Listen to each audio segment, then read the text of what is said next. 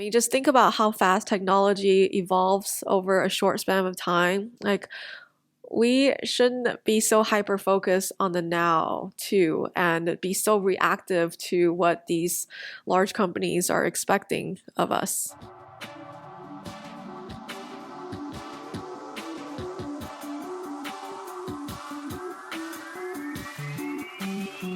I've been thinking a lot lately about my relationship with social media, or more specifically Instagram, because that's the one that I've been most active on to grow my art business.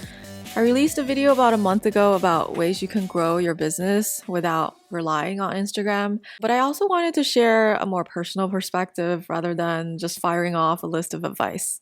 I've gotten quite a few thoughtful comments on that video, or people have reached out to me privately, so I really appreciate the feedback and to know that I'm not alone in feeling this way. In fact, I recently went down a YouTube rabbit hole watching videos from other creators who talked about quitting Instagram.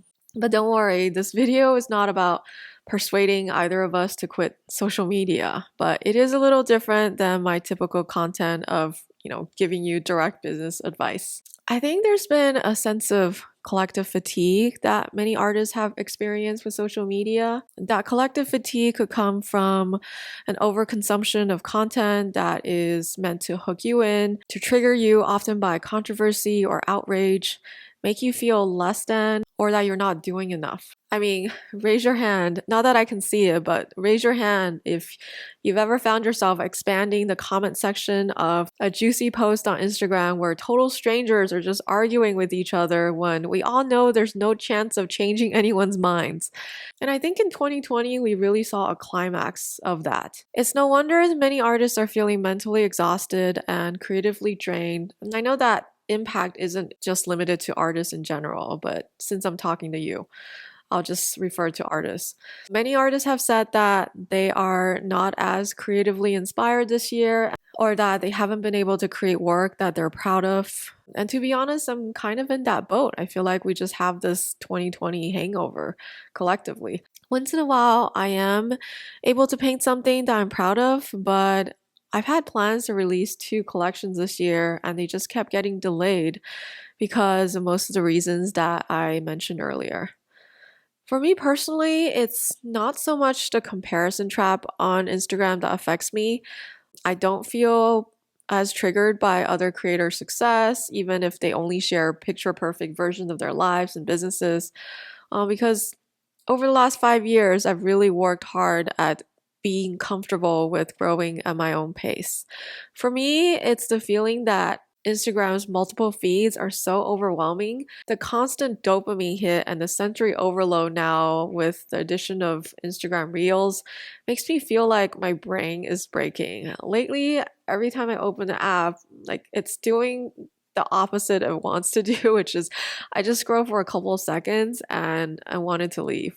And I spend most of my time just engaging with people that I keep in touch with through DMs. Another reason why a lot of us are feeling creatively drained is that there's pressure on us creators to make the right form of content in the right format, multiple format at the right time, and distribute it everywhere to get seen and heard, and hopefully it will get people to notice and buy from us. I know it's pointless to dwell on the past, to reminisce about the good old days and how great Instagram was 5 years ago when we were just all posting out of joy and not competing to go viral. But if you take a zoomed out view of all of this, all that pressure that's imposed on us is just a trickle down effect of these 3 big social media companies competing with each other for our attention. These 3 are TikTok, Facebook, that also owns Instagram, and YouTube.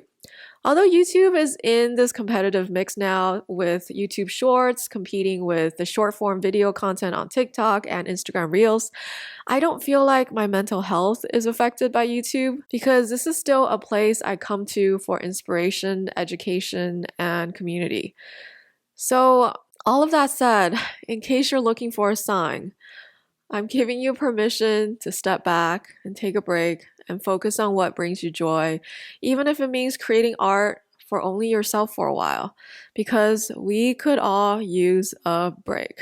So this video isn't just me complaining about the social media war. When I'm feeling overwhelmed in my business, I'd like to take a more zoomed out view, just take a few steps back and focus on what matters. So hopefully the second part will give you some words of encouragement. If you feel inundated by all the business advice out there on how to grow your art business to the point of feeling paralyzed, I mean, just think about all the Instagram hacks out there that you can read through these carousel posts on Instagram. That's enough to paralyze any of us. You're not alone. There are 1,000 different ways to grow your business at any given time, but let's not forget the basics. As a creative business, a maker business, no matter how sparkly your marketing is, how beautiful your social media feed is, you need to create art that you are proud of, show it to the right people who will support you, hopefully with real money, and rinse and repeat. Instead of trying 1,000 different tactics, throwing spaghetti on the wall, signing up for $1,000 courses, and hiring business coaches, just focus on the basics, which is creating the best art and products you can and providing the best, most delightful customer experience. Make the customer feel delighted to receive your art, even if it means spending an extra 15 seconds on a handwritten note with each order. Even now, I still include a handwritten note with some of my orders, even though I'm not able to do it every single time. When I think back to most of the time that I've quote unquote wasted in the past few years, a lot of the times I really attribute that to me just spending way too much time thinking about formulating the perfect post, the perfect Instagram caption when that post only lasts, a day max. Forget about racking your brain to batch produce the next 30 social media posts and forget about creating the reels that's going to get you viral. None of those things are sustainable for you, your creative energy, and for your business long term. I'm not saying to hide in your basement or studio and never say or never show your work ever again. I'm saying there has to be a balance, and sometimes we have to just pull ourselves back and look at the big picture. So if I were to leave you something more practical, I would say look at your current product offerings, identify the best sellers and how you can make more like them. It doesn't mean making the same floral wreath 50 more times. Think about how to create new work that feels energizing to you and complements your current work, not necessarily cloning them.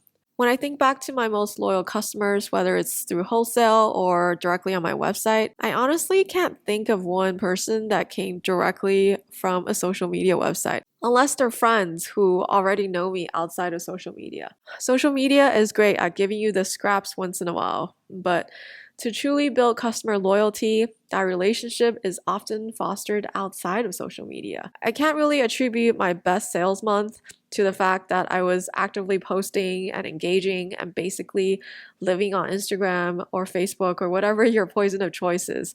I attribute it to me spending the time to create thoughtful collections of watercolor art that I am proud of, that I can imagine someone putting on the wall or include in their everyday life. And I continue to challenge myself to do better than what I've done last time. Heck, even Facebook have said recently that they don't plan to be a social media company in 5 years. They are working towards becoming a metaverse company in as little as 5 years. I mean, just think about how fast technology evolves over a short span of time. Like, we shouldn't be so hyper focused on the now too and be so reactive to what these large companies are expecting of us.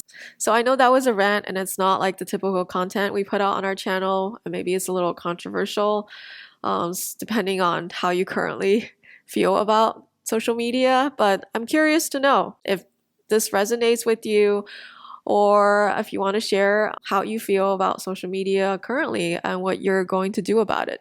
Thanks for watching, and remember, you don't have to have everything figured out. You just have to take the next step, even if it means sometimes taking a step back. See you next time.